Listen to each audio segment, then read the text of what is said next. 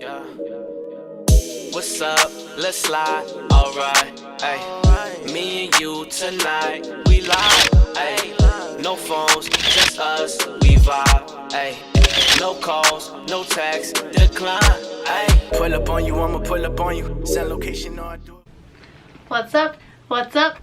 What's up? What's up? It's Olivia, aka Laced by Liv.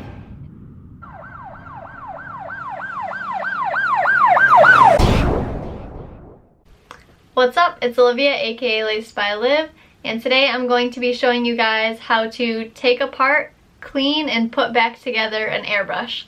And this is the Iwata Eclipse HP BCS. This is a bottom feed airbrush, and I'm going to be showing you this because a lot of the times in my experience, and I know a lot of people who use airbrushes have this experience, that your airbrush clogs and the paint could get stuck in the tip. Sometimes the paint won't spray out, and this is all just because the needle will either get stuck or paint just gets stuck inside because you don't clean it enough. So after every time you're done using your airbrush for your project, you need to clean it, and this is the easiest way to do so. It's very easy once you do it a couple times to just be able to take it apart and put it back. So let's get into it. If you do enjoy, please give this video a like. Comment down below. If you like these types of videos, let me know in the comments just so I know to keep doing stuff like this, and please subscribe. Alright, let's get to it. Okay, so this is your airbrush. The first thing I like to do is just unscrew the tip here. Now these both are connected and can unscrew. I'm just gonna leave these for now actually, because that's not that important. Then we're going to twist the back here. This will come out. This little knob twists off as well. Then you're going to untwist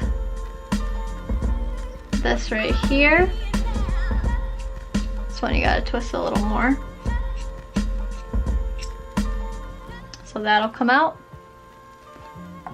Then your spring will come out. And then this part that holds this together will come out. Oops. And then you can gently pull your needle back.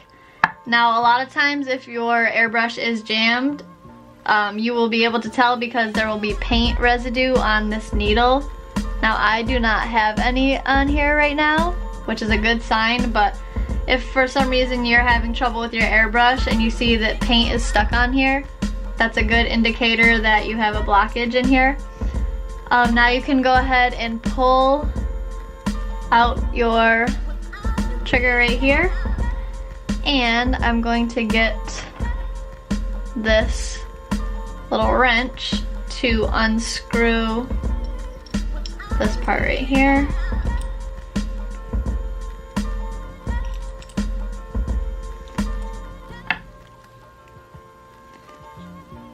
So this will come out.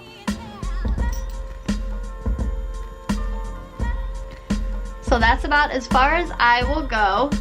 And now I like to, let me grab my of water. I have this airbrush cleaner right here that I use, and I am going to spray it down here and make sure that it comes right out of here, just so you know that you have nothing blocked in here. And I also have these airbrush cleaning brushes that I like to swish around in here as well. So I'm going to go ahead and raise this up a little, and we're going to put this cleaner through here, and as you see, it's a clear stream of water through there, so we have no blockage.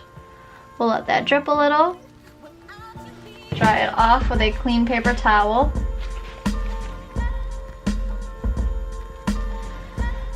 Now for your needle, I like to put some airbrush cleaner on here and then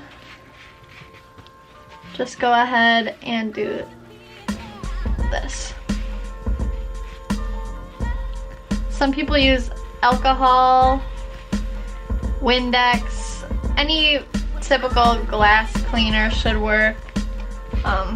But I like to use this airbrush cleaner just because it's made for airbrushes. Now you can go ahead and put the airbrush cleaner on every little part if you want. I'm not going to do it for the sake of this video, but sometimes you will find different parts have paint on them. The top nozzle sometimes will have paint. You can just put some airbrush cleaner, take one of the little bristles, swish it around, and then it'll be clean. So this is what, whoops. This is what you are left with, all your pieces. And now we are going to go ahead and put everything back together. So we're going to basically just keep the same order. It doesn't really matter for the top part, but everything does go in a specific order. So we are going to, I'm going to go ahead and put this back on. You can use the wrench if you want to, but you don't need to. Just make sure that's tight. Okay, next up we are going to put our trigger back in.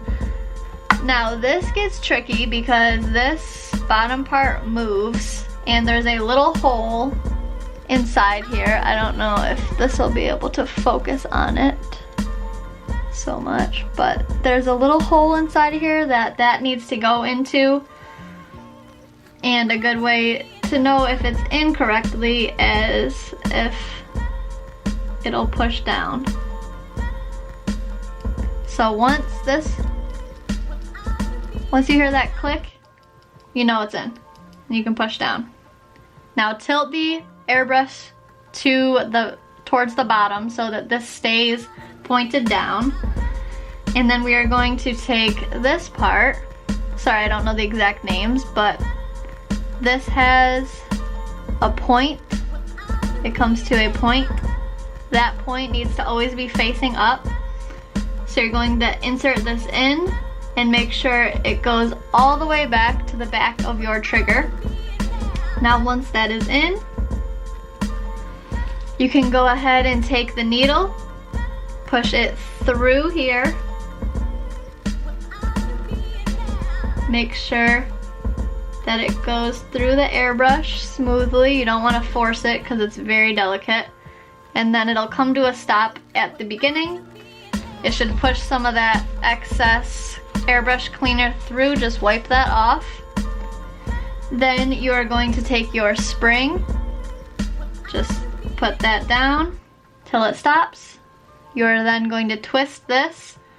Make sure these little grooves are to the left. Put that down and that screws in. So you can go ahead and keep turning it until it stops.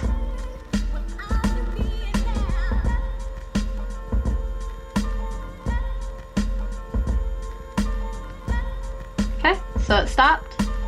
Next you're going to take this thing, put that on, twist that till it stops. Then you're going to take this back, twist that till it stops. And lastly, you're going to put this either in one or two pieces back onto the top. And just like that, your airbrush is good to go. Now, sometimes, well, first off, make sure that there's a little bit of resistance when you do push this back, because that shows that everything is in place and secure. Now sometimes when you have your airbrush, this trigger will be floppy and you will be able to just turn it like this and it'll flop back and forth. That is because the back part, the second step after you put the trigger in, that means that it did not go either all the way to the back, or that you put your trigger in and the bottom part didn't go in all the way. So if you can move your airbrush like this and this flops back and forth, go back and check that either the trigger is not in all the way or the back part isn't touching all the way. So hopefully that helped you guys out. You should do this at the end of every project, not in between coats, but at the end of every project, just to make sure everything is secure for the next time that you go and use your airbrush. Hopefully this helps.